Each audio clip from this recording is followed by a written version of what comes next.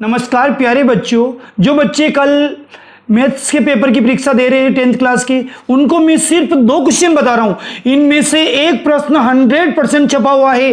अगर नहीं छपा मिले तो हम वीडियो डालना छोड़ देंगे यूट्यूब पर। हमारा 27 सालों का अनुभव बोल रहा, ये हम नहीं बोल रहे, हमारे 27 सालों का अनुभव बोल रहा। देखिए पहला वेरी वेरी इंपॉर्टेंट प्रश्न, 2 घनों जिनमें से प्रत्येक का आयतन 64 सेमी क्यूब है के संलग्न फलकों को मिलाकर एक ठोस बनाया जाता है, इससे प्राप्त घनाभ का पृष्ठीय क्षेत्रफल ज्ञात कीजिए। यह प्रश्न माध्यमिक शिक्षा बोर्ड 2020, 21 और 23 में 3 बार आ गया है, तो इस बार आने के पूरे चांस है। तो देखिए इसमें घन का आयतन दे रखा 64 सेमी क्यूब।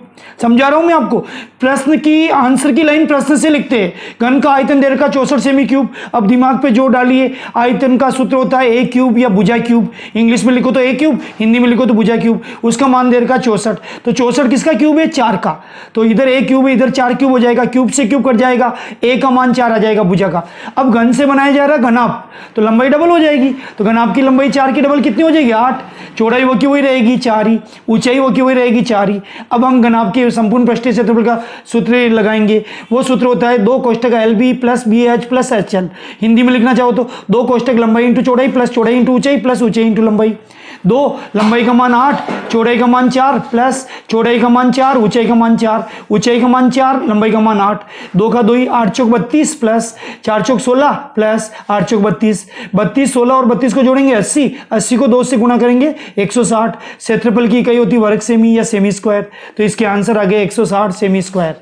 तो ये प्रश्न छपा हुआ है साहब। दूसरा वेरी वेरी इंपॉर्टेंट प्रश्न मैं पहले बोल देता हूं, और आपके टीचर ने आपको खुद देख के लगेगा कि वास्तव में इंपॉर्टेंट प्रश्न है। एक ठोस एक अर्धगोले पर खड़े एक शंकु के आकार का है, जिनकी त्रिज्या 1 सेमी है तथा शंकु की ऊंचाई उसकी त्रिज्या के बराबर है। इस ठोस का आयतन पाई के पदों में ज्ञात करो। यानी आंसर प्रश्न में ही है, जैसे अब हमारा भगवान हमारे अंदर है, तो इस प्रश्न में आंसर पाई आना चाहिए।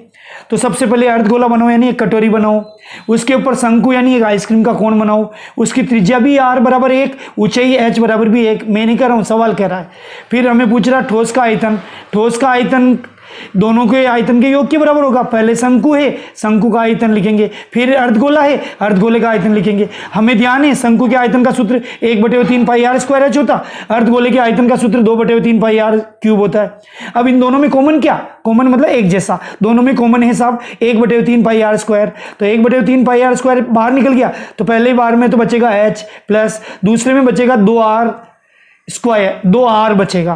फिर देखिए 1/3, पाई को छेड़ना नहीं क्योंकि उत्तर पाई में लाने। r का मान 1 है, स्क्वायर लग रहा तो 2 बार 1 लिखेंगे। h का मान 1 है प्लस 2, r का मान 1 है। 1/3 पाई, 1 को 1 से गुणा करेंगे 1। अब 2 और 1 कितना हो जाएगा? 3। ऊपर के 3 नीचे के 3 से कट जाएंगे, तो पाई उत्तर आ जाएगा पाई सेमी क्यूब। तो ये इसका आंसर हो गया। वीडियो को जरूर देखिए, शेयर करें ना करें, सब्सक्राइब करें, ताकि आपकी छोटे भाई भी हमसे पढ़ेंगे।